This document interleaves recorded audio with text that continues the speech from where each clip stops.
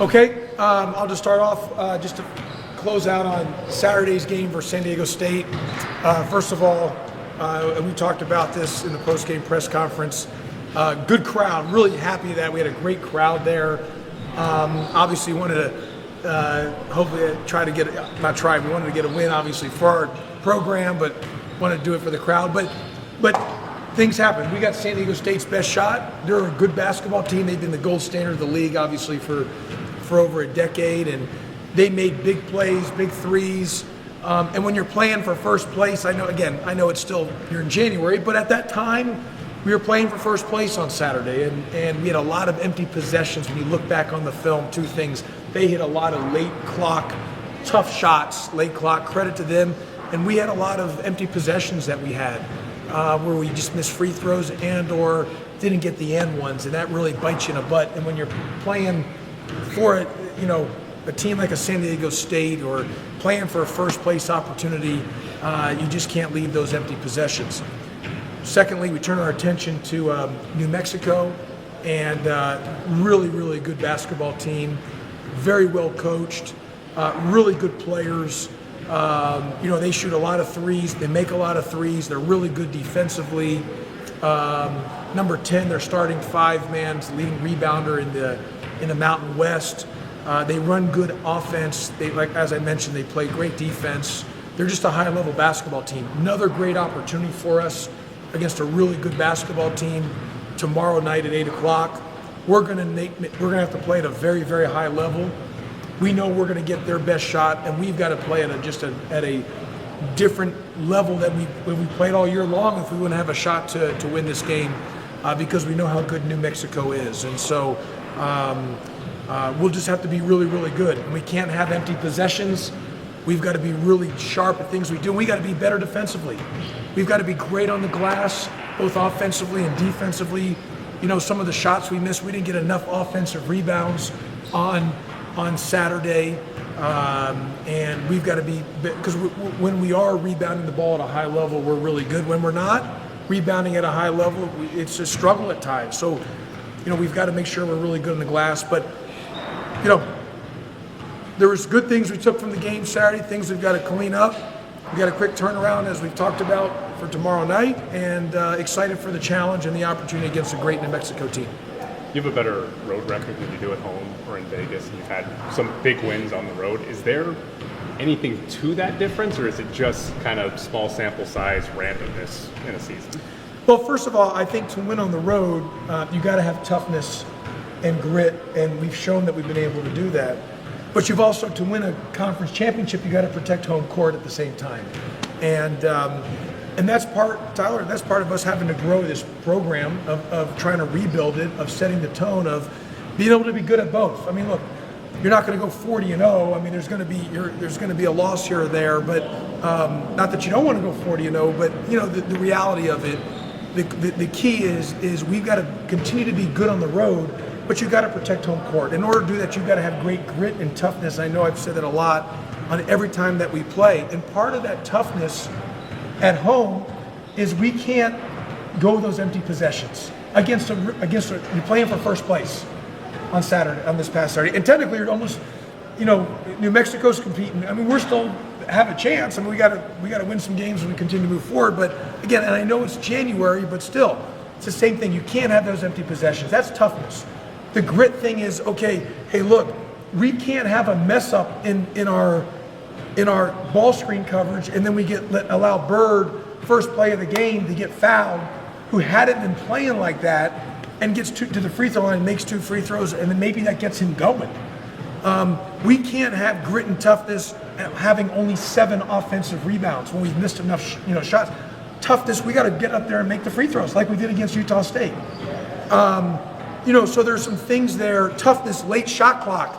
We can't, they had a couple shots, but we might have to have an inch closer with every fiber to take out the three. So that's part of trying to grow this program so that, yes, we can't lose who we are on the road because we've been a good road team, but we've got to be equally or even better at home at times and taking advantage of playing at home. Now, we've played 4 games in Vegas that haven't been at home in a sense, so technically at Thomas and Mack. Other games have been, but we have not done a good enough job this year of protecting home court. There's just no denying that. And part of that in November, again, there's no excuse. I don't care injuries or what, there's no excuse. Part of November was we were literally like a mash unit, and you didn't know who was in, who was out, what was going on. We were totally out of sync for about a month. We really didn't get into sync until after the Tennessee State game, when we said, okay, we knew then Miles Shea's not coming back. We knew Lodge was not coming back for this year. We knew that there was going to be, we knew who we had moving forward. So it took us about till whatever that game was, and after the Tennessee State game, that we finally got settled in. So it took us about a month and a half to get to that point. But we have to be better at home. We just do. So, and we got a great opportunity on Tuesday to try to be better at home against a really good New Mexico team. Coach, bouncing off of that, how important is it to have the atmosphere regarding fans at home? Yeah, of course. I mean, look, here's what I would tell you. This was and I think we talked about this the other day. When I got the job here, this was an eye-opening experience for me, because I went, and everybody knows, I did, and Steve knows this as well as anybody, I did every media obligation there is.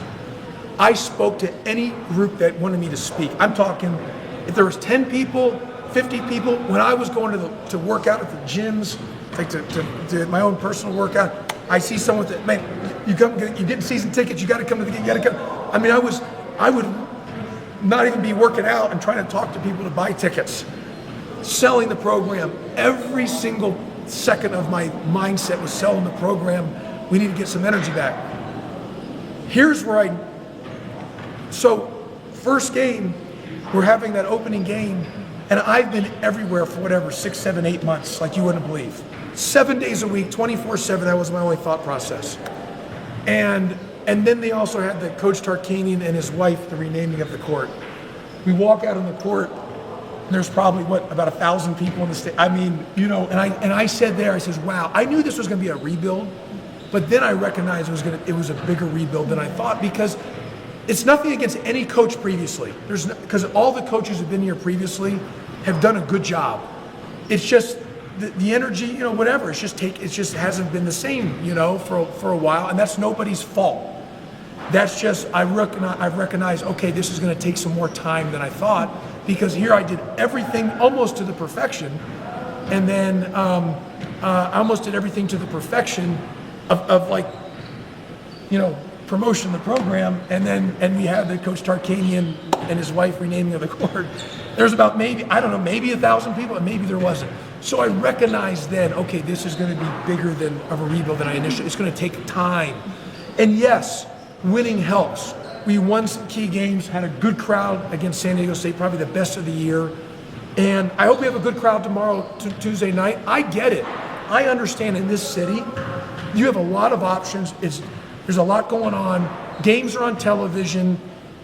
Things are on your phone now. It's a different time and place. And even when you had a good crowd like that, I mean, it's a 20,000 seat arena. Even a good crowd, it can look like there's a lot of empty seats. I get it. So it's my responsibility to try to keep building and having people to come to enjoy their team, their program. Winning solves everything. Competing for championships solves everything. I get that. But in the short term, you're trying to just have people say, okay, I see what you're trying to do about the grit and toughness, how we're trying to play, how we're trying to compete, what we're trying to accomplish in the rebuild, and I'm hoping people buy in. But a lot of people have been, hey, we wait and see approach. It's been the wait and see approach. I understand that, I respect that, and so we're gonna have to keep earning the fans back. By the only thing we can do is try to do the best. We play the right way, fly around like our hair is on fire, be so competitive with grit and toughness. And that doesn't guarantee you wins, but hopefully in the end, you give yourself a great chance to win, and people appreciate that you're diving on the floor, flying into the stadium, into the stands, you're competing on the glass, and they'll want to come and say, man, I'm enjoying for a good product on the floor. Yes, we're going to root and try to win every game because we want to compete for championships. That's a standard that we want to have. It's just going to take some time, and we're building there. We're going to get there. I believe in our vision. We're not wavering. I'm excited and enthused about it. got to keep getting better, and each time we step on the floor. We got a great opportunity tomorrow night against New Mexico. Sorry, you mentioned the injuries. I'm still getting back up to speed. Is Nas? Why couldn't you have your child back in June? Then it would have been, you know what I mean? Right. Yeah, that would have been. Yeah, there you go. 6 months premature. Yeah, exactly. But no, was Nas Cunningham in that list of players that's hurt, or because I haven't even seen him?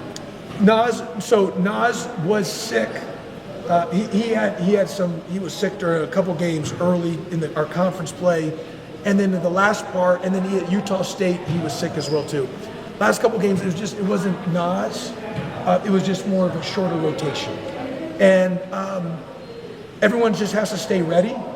And you never know when you get your name called. We've kind of settled into a rotation right now. So, look, Nas has done. He had an early season game where he was really, really good, and he continues to get better. I want to be able to play everybody a lot of minutes. It's just hard to do that because there's only 40 minutes, and it's hard to play a lot of guys a lot of minutes. You got to figure out a rotation. So Nas has continued to get better. You got to remember, this is like his freshman year. He didn't play last year at Alabama because of a red shirt. His senior year in high school, he was injured. So he's been off for 2 years.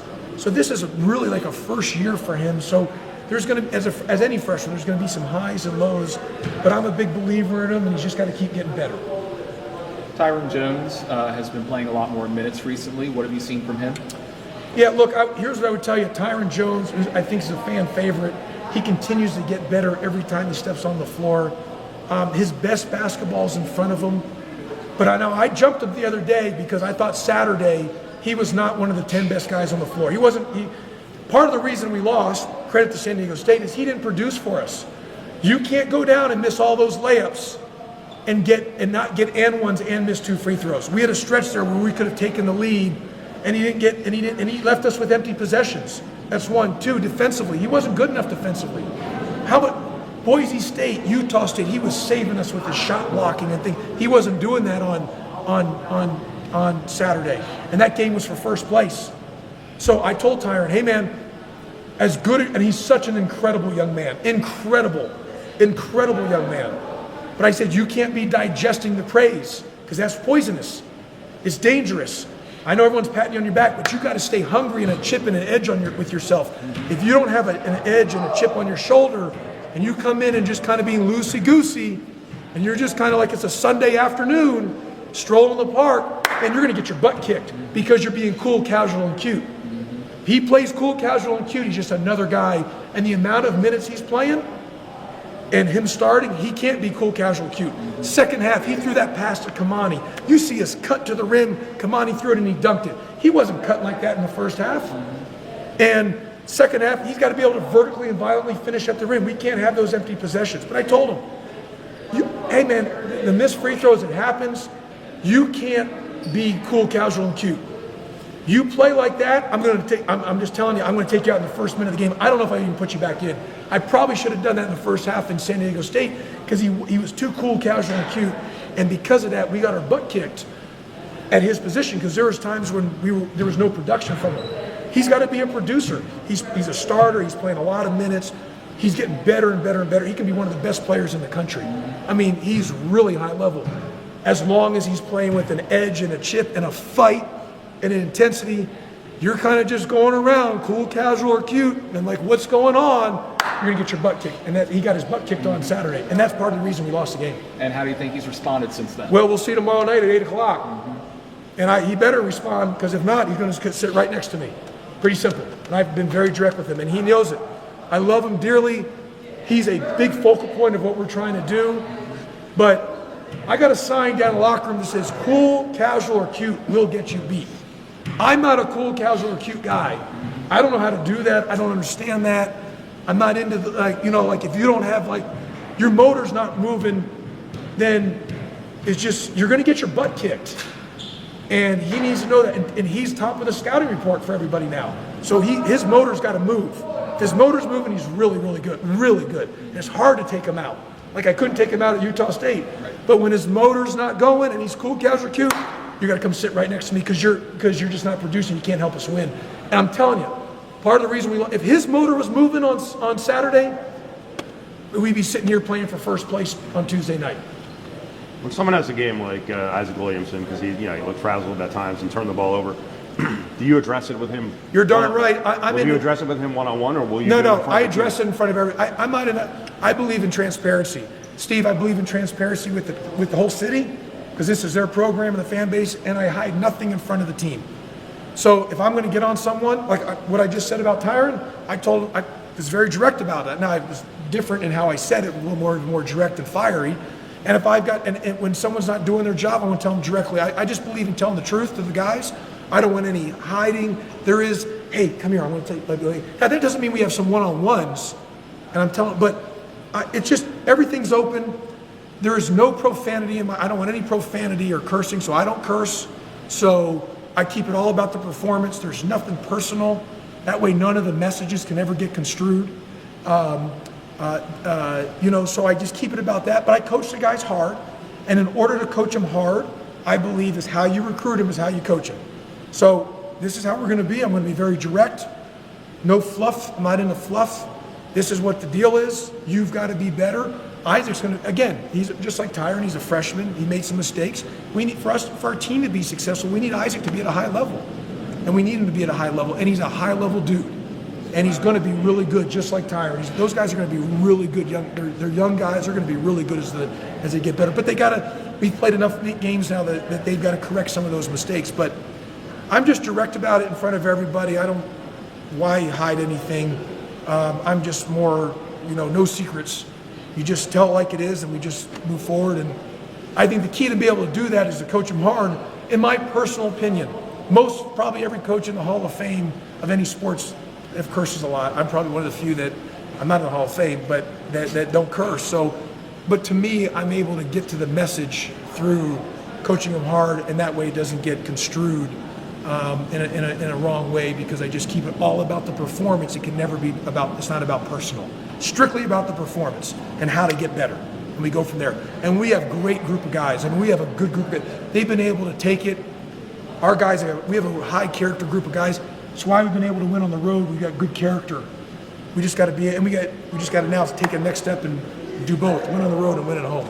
Coach, go ahead. I was going to say, guys like DeGorville had several easy trips to the rim. Was that mistakes on defense, Absolutely. Or a lack of physicality? Well, I think I think we had defensive breakdowns. I thought there were some defensive breakdowns. I thought some of our offensive errors, missed free throws, turnovers, stuck with them defensively, and we lost some of that grit and toughness in that segment, Steve, where we didn't we let our offensive errors or missed shots, missed free throws, not getting the and ones affect our defensive intensity, and that bit us in the butt. And you can't have those empty possessions, Steve, when you're competing for first place. I can give you back and forth. There was those swings where we just had to get stops, even though we weren't scoring because we were missing the free throws and not getting the end ones. We weren't getting enough stops. They kept back coming to scoring, or we made a silly foul. And I think some of those things affected us mentally, defensively. Coach Charles Bediako for Alabama came back after signing a two-way contract. What are your opinions on that in the new era of college basketball? Well, what I would tell you is, I don't know. I just think there's got to be, here's what I think. I've said it all along. There's only two ways that this is going to be cleaned up. Either the federal government has to have federal laws, so all 50 states are on the same page, and to be able to do that, to sign the law, you got to, I think, you got to have 60 votes from the Senate, so that's got to get through the Senate, or there's got to be a CBA, collective bargaining agreement. It's anything else, we're just going to keep talking back and forth. I mean, heck, we could try to get an injunction for Stacey Augmon, as far as I know. I mean, and probably a judge would allow it, because the NC2A can't enforce rules because if the government or the law supersedes the NC2A rules. So you could just go get an injunction. You know how many guys have called me about, hey man, this kid wants to play, let's get him to a judge and get him an injunction. I mean, it's just, I got so many calls about that now because after that. So my only thing is there has to be some overlining just rules. There's got to be an expiration date on when you can leave and play college basketball, when you can't come back, the age factor. There's got to be, otherwise it just becomes, what's the difference of a 30-year-old playing, a 28-year-old playing? I mean, the kid at New Mexico, number 10, he's really good. the starting center. He's really good. I think he's 23. I could be wrong, and he's really good. But he's listed as a freshman. You know, he's 23. Walter Brown, who's a pro, got him. He's 22, 23. He's listed as a senior. I don't know what's the difference. You know what I mean? How's one's the senior? They're both the same age. How's one's a senior, one's a freshman?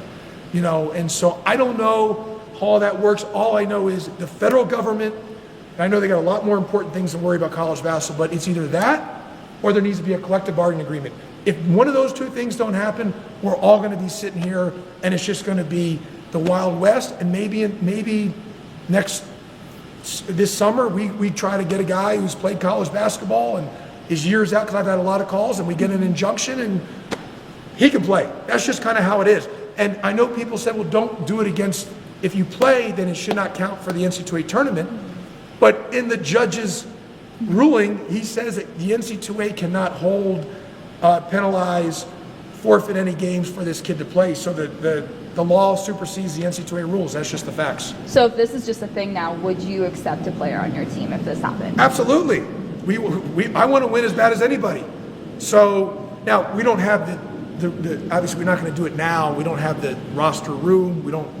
Our team is set for this year. But in moving forward, you're 100%. You better adapt, change, wear loose fit clothing, be flexible. I want to win every single time we step on the floor. So if this rules continue to be, I think everything's on the table, and I've had a lot of guys reach out to me about coming back, who have, you know, and maybe a judge will grant them eligibility. And if that's the case, we should be the same as everybody else. You mentioned transparency with the community. What have the emails been like that you've received from fans? I know you mentioned that you wanted people to reach out to you and that you would read them. Heck, I've told Steve for the radio show, I wanted callers to call in. Now, am I right, Steve? I said that. I wanted callers to call in. I think, why are we having callers calling? We win, lose, they should be able to call in because it's their program. So, you know, I don't want to hide from anybody. And doesn't mean they have to agree with my decision, but I think, hey, here's the deal. Here's why we didn't foul versus Boise State at the end of regulation. You know, why didn't we do that? Just like Steve asked about our coverages on this, or why didn't we do this, or how about offensively on this, or why isn't so-and-so playing more? Everyone, because this is their program. I mean, I'm the gatekeeper, I understand it, but I've gotten a lot of positive emails. Look, I get it. You might get some things on social media, people being a little negative, and sometimes you think that's the masses. And the amount of emails I've gotten, the majority, like, Coach, we love the energy of the team. We love the passion of the team. We love the competitive spirit. Guys diving on the floor. We love to see the grit and toughness. Yeah, we understand it's going to take some time and that's going to happen overnight. Those are the majority of emails, and I've gotten a lot of them.